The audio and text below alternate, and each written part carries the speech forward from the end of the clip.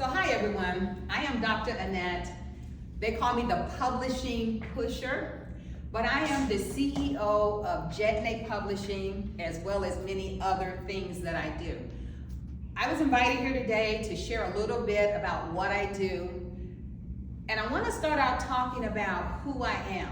As a publisher, my goal is always to empower the people that come to me to see the value that they have that they've not tapped into yet. So I really believe in Habakkuk, where it talks about seeing the vision and writing that vision and making that vision plain, because you can't put anything out correctly until you've done the work. So my goal is to pull the potential out of the people that I connect to. I've been blessed that since COVID hit, I was drawn to this platform called Clubhouse.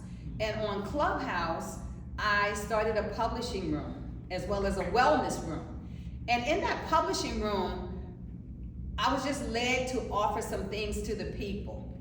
And since COVID started, I did what we call a Jumpstart Your Writing workshop. In the Jumpstart Your Writing workshop, the goal is to give foundational tools for a person to begin the process. Why? Because sometimes people want to write, but they don't know how to get started.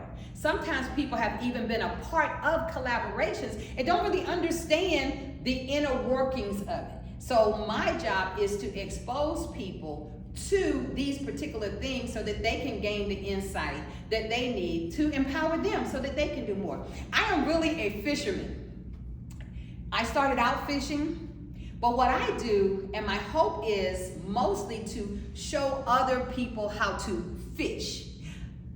I can create people's books, but my ultimate goal is to teach people how to become self-publishers and create their own business with it. So I do a lot of that. I have the Jumpstart Your Writing workshop, which is typically a 3-4 hour workshop on a Saturday. Then I have a 6-month Jetney Publishing boot camp where I actually take people through the process of writing a book, doing master classes, giving them insight, all the tools they need, milestone guidance, so that they can end with their own publishing business. My last group, I had 8 people in it.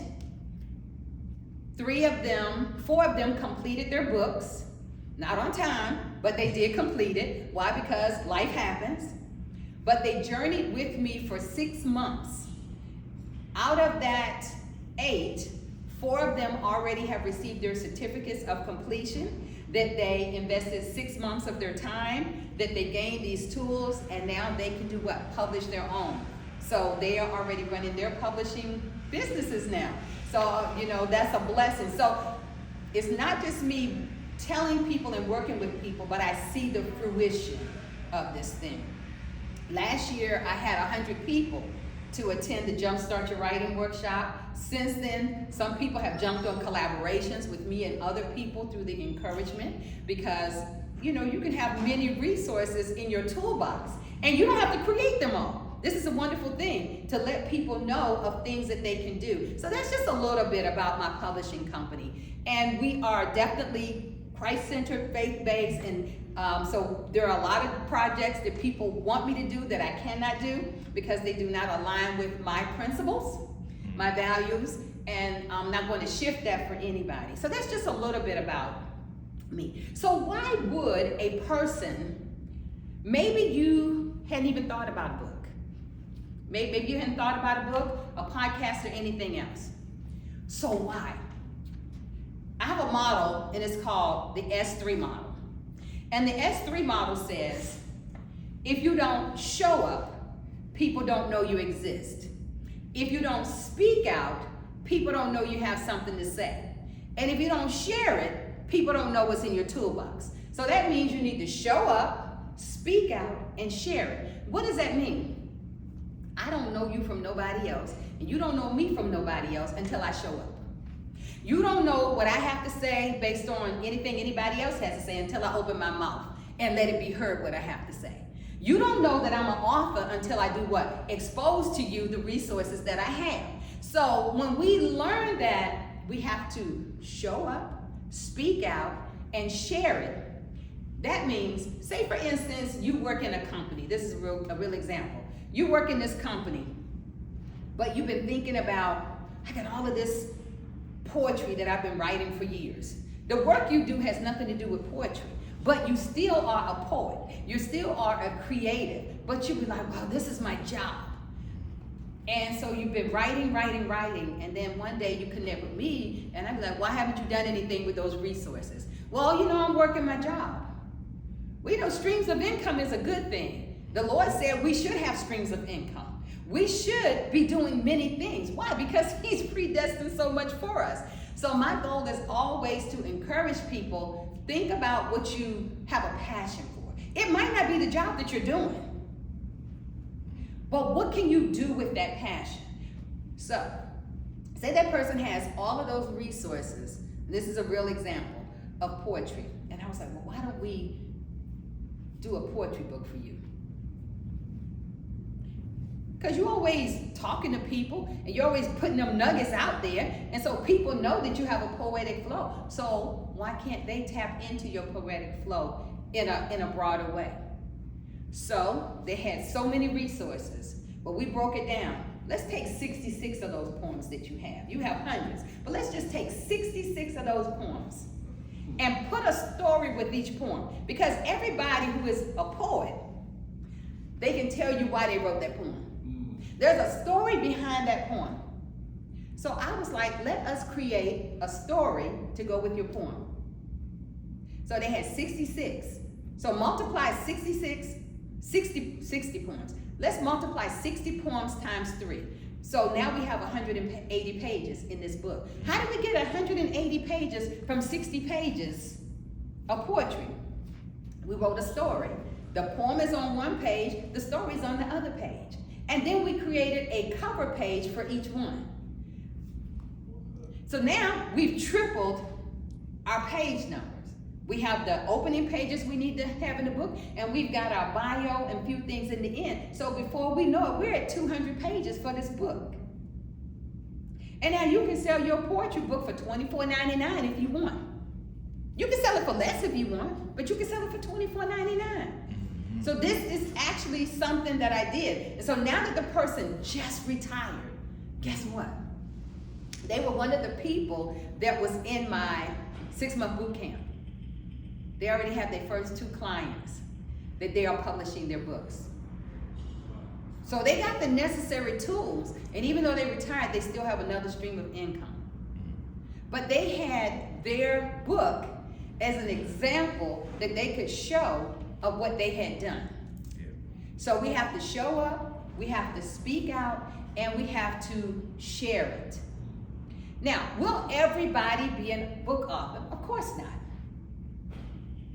Could everybody be a book author? They could. Will everybody? No. Why? Because most people are not going to do the work. How many people have you heard say, I'm going to do this, and you've been hearing them say it for years and years and years, and nothing's been done? And they'll even say, God told me. I had a lady that came into my space, one of my workshops, and she said, God told me 17 years ago when I was in the labor and delivery of my daughter that He wanted me to write this book. Her daughter's 17. She's still talking about the book. And then she comes to me and she was like, I need to get this book done. And I was like, what's the rush today? You ain't did what God told you to do in 17 years. Why the rush today? But she was like, well, I want to get my book done in 30 days. I'm not the person for that. I'm not going to help you do your book in 30 days because I think it would be an injustice to you. We want to go through the process, make sure we're doing things the right way. She still doesn't have the book written, and that was 3 years ago. Wow. So what I'm saying is, we may say we want to do something, but are we going to do the work? Are we going to, my word is intentional. That word doesn't change from year to year. You know, like some people get a new word every year. My word stays the same. It's intentional. It just means whatever I said I'm going to do, I will intentionally put forth the effort to get it done. Like be here in Simpsonville today. I could have been somewhere else, but it didn't matter if nobody showed up. If I showed up because I was committed and intentional, that's what mattered. So whatever we say we want to do, we have to be willing to put in the time and the effort to get it done. You may not be a book author, but I try to encourage people, if you know something, it don't have to be a big book, write a pamphlet. Write a pamphlet. You talked about, one of the people in here talked about, they were working on a youth program and they had umpteen elements. Guess what? Now we can create a nice little pamphlet with all of those areas in that pamphlet. And we can give specific things on all of those areas. Why? Because they've done the work with the children, with the kids, with the teens. They've done the work. And now if you've kept your information from that work, you can plug that into the chapters of your book. It could be a workbook. It could be a journal that you could create. It could be a standard book. It could be whatever you want it to be, because you've taken your expertise and you put it in a resources. That's the resource. That resource can open many doors for you. See, people say, well, I want to sell 1 million books. Most people are not going to sell 1 million books. Y'all don't come to the table talking about my book gonna be the book. It could be the book, but the likelihood is slim. I'm just telling you, okay? I have published for myself 20 books, okay? My first book did the best. It was my baby. It was my baby. In around 18 to 24 months, I sold 8,000 copies of that book. But guess why I sold 8,000 copies? It's what I said my S3 model is. I was showing up, I was speaking out, and I was sharing my resource. I was telling people about it. But I was in places where I was on platforms. Those platforms gave me visibility. With visibility, people are interested in what you have. If you have something, then people want what you have. I remember being at an international women's conference. We were in Nashville, Tennessee at the, whatever the big place there is, Grand Ole Opry. We were at the Grand Ole Opry. I was a speaker, but I was also asked to sing. And the group that I was with, they were kind of low-key, kind of dry in many ways with their singing, right? So on the last day, they had asked me to pull a choir together. I got a choir director. I got somebody who could play the piano. And we got together a couple of times and we did a few songs. And then that night, we got up and I led the songs. And when we finished, this little old lady, yeah, she was little and old, but this little old lady, she came to me and she said, "Can I get your CD?" Y'all ain't had no CD. But what if I'd had a CD? What would have happened if I'd had a CD?